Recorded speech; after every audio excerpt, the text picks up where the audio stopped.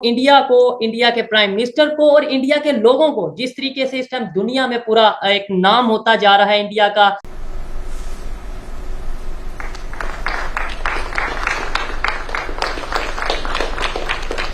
Excellency, सम्मान के लिए मैं आपका बहुत आभार व्यक्त करता हूं।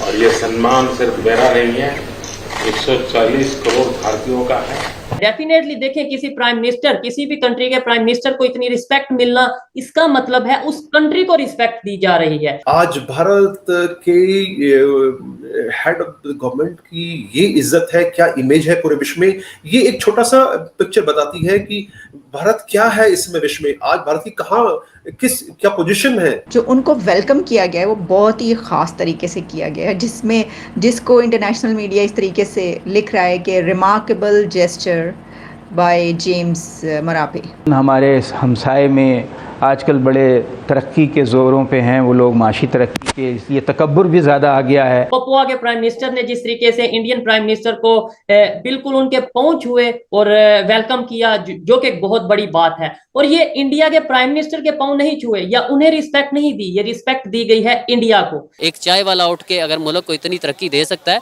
तो हमारे पास जो पिछले 70 सालों से जो लोग कर रहे हैं उनके लिए सोचने का मुकाम है कि 75 सालों में आज भी हम ये सोच रहे हैं कि आटा जो है वो गरीब को किस तरह मिलेगा। हमारे तो हुक्मरान समझ ही नहीं सके हमारा इतना बड़ा पोटेंशियल था। 60s में ये कहा जा रहा था कि कैलिफोर्निया की जैसा कोई रियासत बन सकती है तो पाकिस्तान बन सकता है। ये मुल्क साउथ कोरिया से बेहतर होता, नहीं तो साउथ कोरियंस नहीं आके हमारे से सीखना चाहते थे। चीन आके इस मुल्क के प्लान्स ले गया था। क्यों? इसलिए कि हमारे पास था पोटेंशियल। अगर हमने खुद ही खो गया है, खा गए हैं। पाकिस्तान का आज नाम लिया कहां जाता है? पूरे इंटरनेशनल फोरम पे वही लिया जाता है जहां इंडिया के कंटेक्स्ट में बात हो रही है। वो चाहते हैं पाकिस्तान सिक्किम और भूटान बन जाए।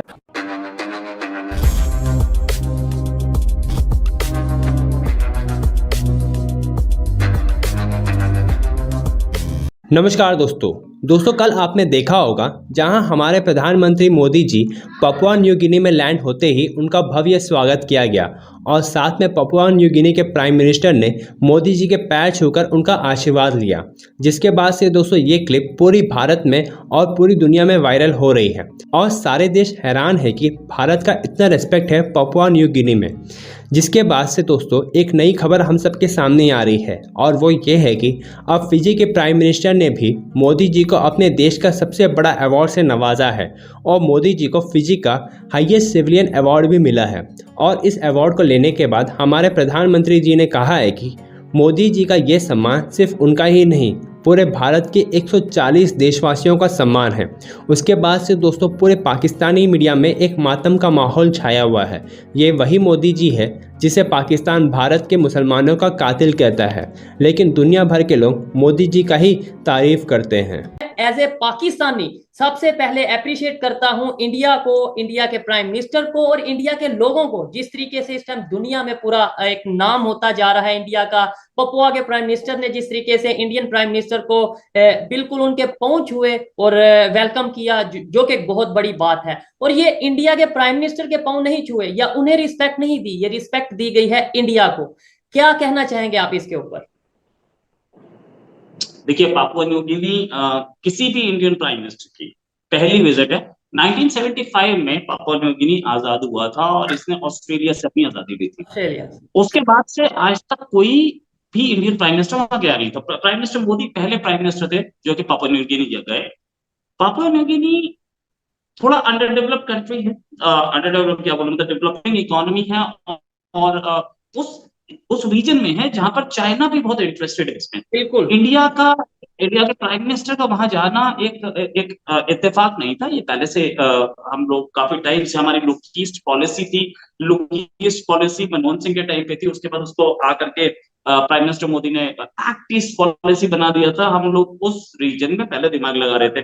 Forum for India Pacific islands cooperation, इसकी 2 मीटिंग्स 2014-15 में हो चुकी थी। उसके बाद से मीटिंग नहीं हो पाई थी। ये मीटिंग होनी थी अब, और मीटिंग के लिए जो बाइडेन को भी आना था, जो बाइडेन आ नहीं पाए, तो प्राइम मिनिस्टर मोदी गए। अच्छा, इंडिया में हिंदू धर्म में बोला जाता है कि अपने से बड़े हैं वो उनके पैर छुए जाते हैं। और ये उनको उनकी टीम ने बताया होगा कि बड़ों के पैर छूना इंडिया में अच्छा माना जाता है, उन्होंने छुए, वो कोई गलत नहीं है, एक रेस्पेक्ट दी है, नो डाउट।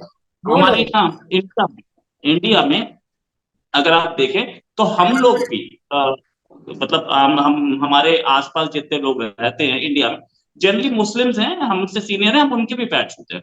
और मुस्लिम्स भी, कुछ मुस्लिम्स तो मना कर देते हैं कि नहीं यार आप तो अल्लाह के पैर छुओ, मेरे ना छुओ, लेकिन फिर भी मतलब बुरा नहीं माना जाता इसको, मतलब ये अच्छा माना जाता है हर जगह। और they also हम मूवीज देखते हैं इंडिया की, हम ड्रामे देखते हैं इंडिया के, तो ये एक रिस्पेक्ट का एलिमेंट, एक रिस्पेक्ट का गेस्चर होता है कि आप किसी बड़े के पांव छूते हैं, उनसे आशीर्वाद जिसे कहते हैं वो लिया जाता है। ये मैं जानता हूं इस चीज को, ये किसी का पांव छूने का मतलब बड़ा छोटा नहीं, एक रिस्पेक्ट देना है आई थिंक, तो अच्छी बात है। लेकिन जिस तरीके से कभी आप जाते हैं जापान में, वहां पे रेड कारपेट वेलकम किया जाता है, कभी आप जाते हैं पपुआ में, वहां पे आपको जो सा है पांव छुए जाते हैं, इंडिया वाले क्या फील करते हैं? डेफिनेटली देखें, किसी प्राइम मिनिस्टर, किसी भी कंट्री के प्राइम मिनिस्टर को इतनी रिस्पेक्ट मिलना, इसका मतलब है उस कंट्री को रिस्पेक्ट दी जा रही है। तो क्या कहना चाहेंगे, इंडिया वाले क्या फील करते हैं?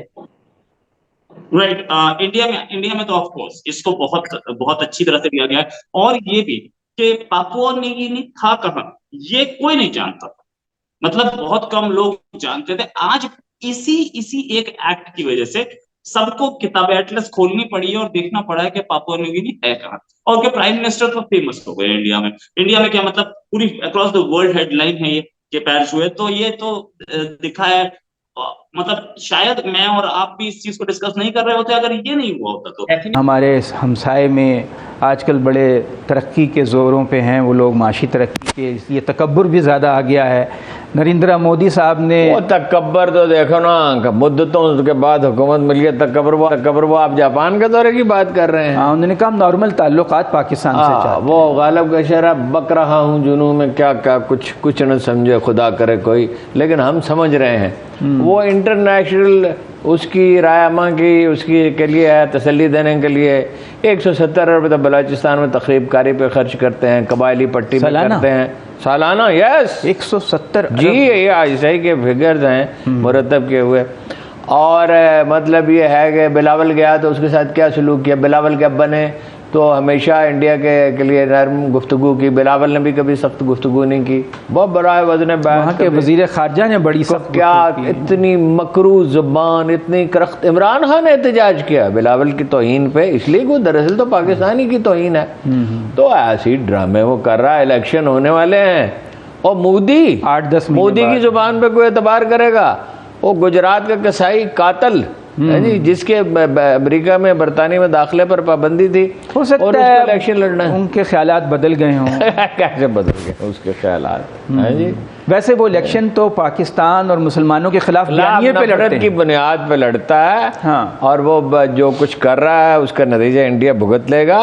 इन चीज़ों के नताज फौरी तौर पे तो नहीं निकलते, लेकिन इंडिया को एक दिन टूटना है, अल्लाह के रसूल का फरमान है।